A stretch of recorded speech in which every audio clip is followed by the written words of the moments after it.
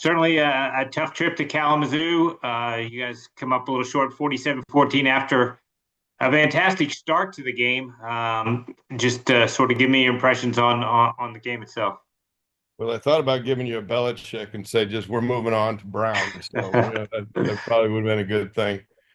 Like you said, we finished the first quarter 7-3, but we only had the ball for 2 minutes and 9 seconds. Hit the big pass right out of the gates. But they ground the ball out, but still were in the ball game. And then second quarter came along and things kind of snowballed on us.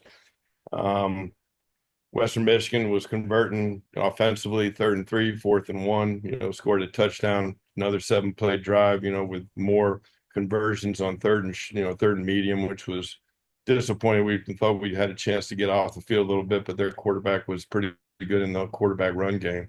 Um, then we fumbled the ball on the 29-yard line. So we snowballed in the second half right there, which could have been a 10-point game to 31-7. We drove it down the field 62 yards and tip pass, deflection, interception. So in that second half, we came out and got a stop on defense and fumbled the first play, put it down to the 3-yard line. They took another one in. And bottom line is, what we talked about is you play those games, you're certainly going to pick up your paycheck, but you want to win it. And the way to win it is to play good on all three phases. And when you look at us, we had 4 turnovers, had a big punt return to the plus side of the 50, and we couldn't get off the field effectively enough on defense. So it really is matter of fact, and we didn't play well enough to give ourselves a chance. I think credit to Western Michigan. They were a solid group, nothing we haven't seen before. Had a little bit of, some good looking kids and well-fed Midwestern boys, but we battled. I mean, we played hard and all that good stuff. We just didn't play well enough, and we are shifting gears in a short week to get ready for Brown. So we're excited to get back to this game in particular. It's a good one to come off a bad loss for, to play a game that has a lot on the line. Well, that's what I was going to ask you because you guys got off to such a great start, and like you said, everybody knows what you sign up for in these FBS game. How do you as a coach make sure you don't lose that momentum that you took into that game and from your good start? I think it's not too atypical of mid-season. You look at your football team at the beginning and at the end and in the middle of the year, you start seeing things that, you're either really tight or you're loosening up on some things and being you know, a little bit obtuse, I guess you'd say. I mean, it's just that in order for us to regain momentum, we got to be able to do all the little things right, and we've got to make sure that we're, getting in the training room on time, making sure we're doing those details right, and staying consistent with your preparation. And then to have a game like Brown, that's a meaningful game with very huge significance in our state, and then to and in our to our schools, the rivalry thing. I mean, if we're going to be what the kids want to be and what we want them to be, we're going to have to come out and correct things and go practice very well and come out and play and get this taste out of your mouth and regain momentum as we go back into league play the following week. Offensively, Marquise Buchanan had a huge game, not only on that first drive, but 7 catches, 141. I know it doesn't come as a surprise to you, but to see him perform and put up those kind of numbers against an FBS opponent, um, just what's the takeaway from seeing that? I mean, he's done it consistently every time, you seem to be looking in the stats. I mean, he's a guy that's producing for us. And, certainly those numbers are meaningless to everybody, except for, that, it's a good game when you're able to touch the ball that many times. It takes protection, and it takes quarterback to be able to deliver the ball. And there was some really good things going, but, Marquise could play anywhere in this country. And I think we all know that. But what it means is that, he's a target, he's a weapon that we like to use. And, obviously you saw Connor Finer get a little bit of burn, did some really good things for us. I think he jumped out offensively for us as well. And, sadly, we just couldn't get our run game going consistently enough, but that had a lot to do with, taking minus 53 yards, in terms of sacks. So we got some things to correct for sure. Defensively, I know you wouldn't have liked to have seen the guys on the field that much, but certainly big evening from Moses Muse, 19 tackles, and Rohan Davey too with with 12. Just talk about the performance those two guys had. Yeah, I thought we came out of the blocks. I mean, we're smashing. I mean, we were coming off the ball on defensive line. We were striking. We were doing the things that we're taught and instructed to do, and those linebackers were cleaning up.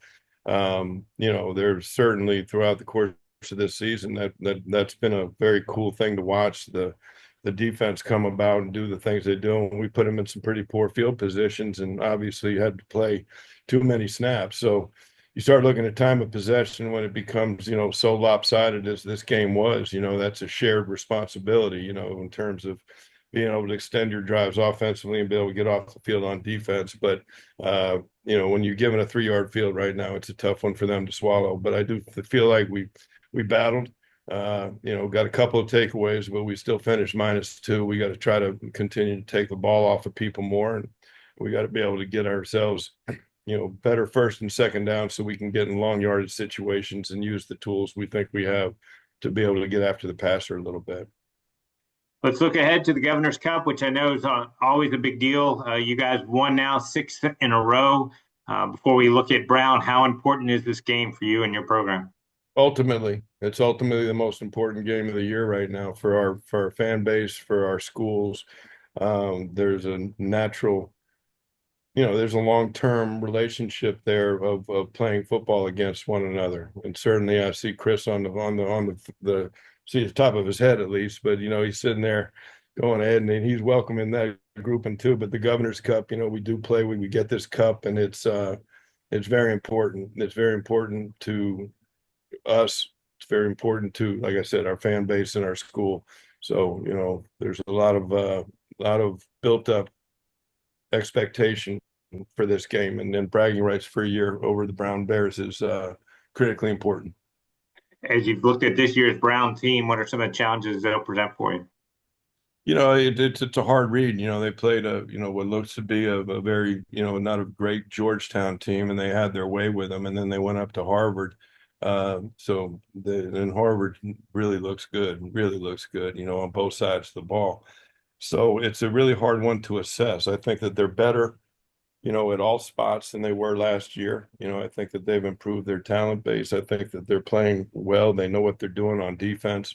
Offensively, they always have some things up their sleeves that are difficult to defend. Quarterback is, a bigger kid, maybe not as mobile what they've had in the past with Perry and then Wilcox, but this kid can operate the offense, and I think that they have some guys at receiver. So I'm impressed. I'm impressed with what they've done with their roster. I think you got two angry football teams that got taken to the woodshed last Saturday, and now we got to go ahead and both come on back and play on a short week of preparation and see who gets to take that cup off the field at the end. The game in Pawtucket at Centerville Bank Stadium will also be the site of where your team is going to be playing home games as renovations go on at Meade Stadium next season. How excited are you for the opportunity to get an early taste of playing there? Yeah, I think it's cool. I'm really excited, truthfully. I mean, it's not my favorite place to go play at Brown. If you ever been to Brown to get into their visitors locker room, you wonder where they spend all their millions of dollars. They certainly don't do it on the visitors locker room. But the Centerville Bank Stadium, it's kind of become a focal point of the state. I'm really excited for what they've been able to do with the soccer program up there. That's been something that has grown a lot of great interest.